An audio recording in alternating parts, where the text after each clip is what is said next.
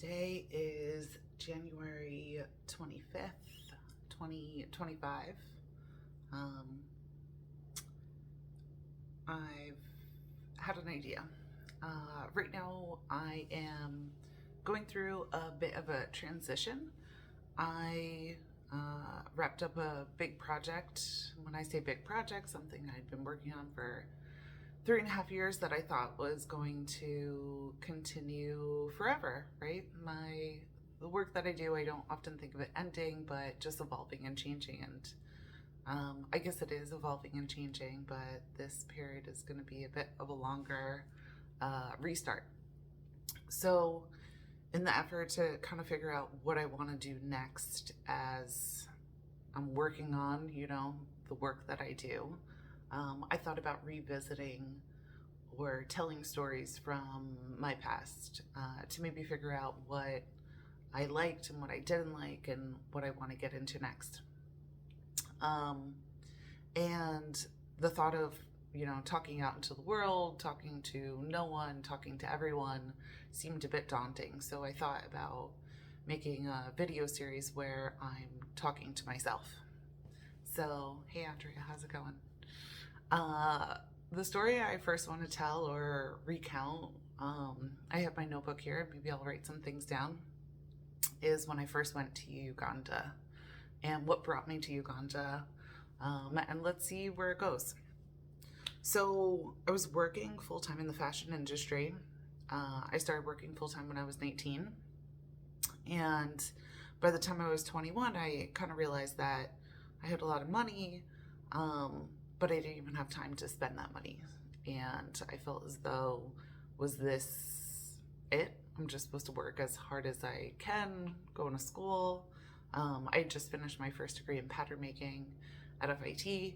So I thought, let's go do an adventure. And I had grown up around a family that, especially my aunties, volunteering and going and exploring was in our DNA.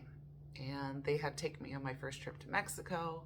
I think actually, at around that time too. So I had gotten bitten by the travel bug. And a friend of mine, an old roomie, a bestie, Jess, she had a friend who was from Uganda, and she said, you should go to Uganda. It's great there.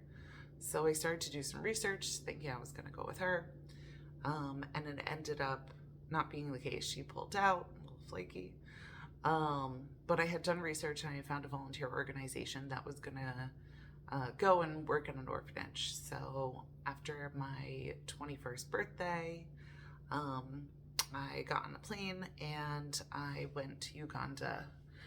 And while I was there, lots of adventures.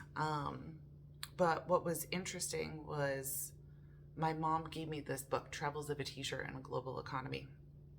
And this book, Travels of a T-Shirt, it chronicles the journey of a T-shirt, right? So how the cotton is grown in Lubbock, Texas. A lot of cotton is grown in Texas and sent to a country like Bangladesh where it's combed and carded, and then sent to India where it's dyed because we'd rather pollute those waterways. It's not like all waterways are connected.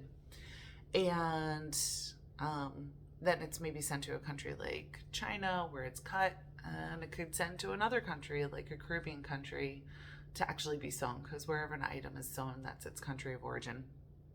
And once it is brought into the United States, it's worn an average of 7 to 12 times before then it is discarded.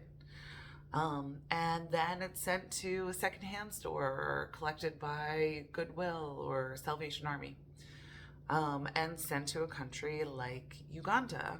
And that's where the book ends. And Uganda in a secondhand market, or in Kenya in a secondhand market, in Matumba or Mavumba market. The serendipitous part, when I came back from Uganda, that was the book that we had to read for the first class I had to take in the next major at FIT, International Trade and Marketing. So who was the overachiever? Right here. A teacher's pet, read the book twice, loved it, obsessed with it, and I was just bit by the bug of where our clothing comes from, the communities it impacts on a social level, on an environmental level, on a financial level. And from there, I wanted to make things from recycled materials, from secondhand items. And back then we marketed it as going green.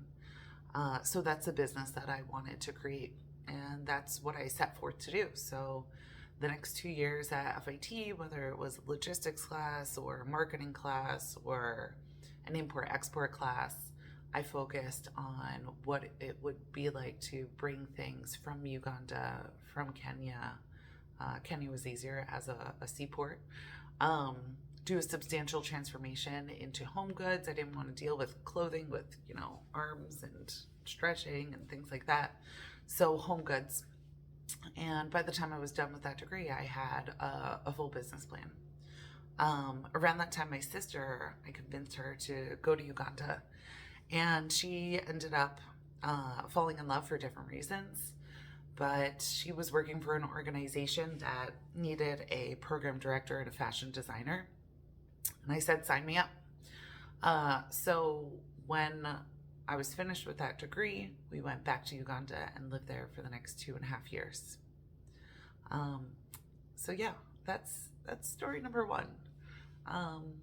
Let's see if I feel motivated, because there's so many stories in between there. Well, I first visited Uganda. I ended up visiting Rwanda. I ended up going to an IDP camp up north, an internally displaced persons camp, rafting down the Nile River, where this picture was taken. So Bernadette, my logo. So many, many adventures. And yeah, I kind of feel like I need to retell these stories to relive and kind of take stock of all the things that I've done in order to figure out where I want to go next. So stay tuned.